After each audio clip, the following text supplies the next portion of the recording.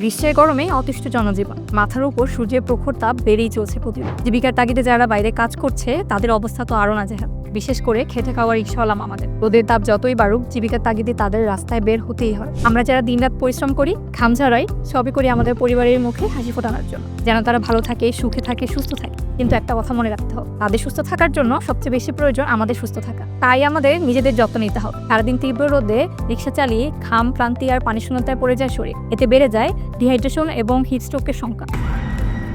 এমন পরিস্থিতিতে শরীর ঠান্ডা রাখা আর স্বাস্থ্য সচেতন থাকা খুবই জরুরি।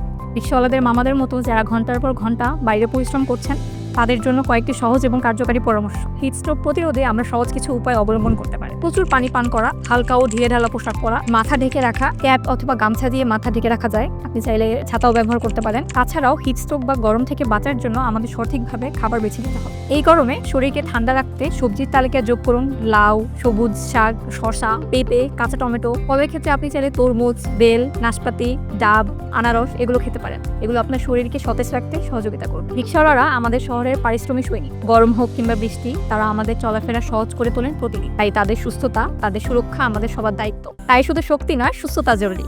ইকোজেন ব্যাটারির সাথে আপনার যাত্রা হোক সহজ, সুন্দর এবং নিরাপদ।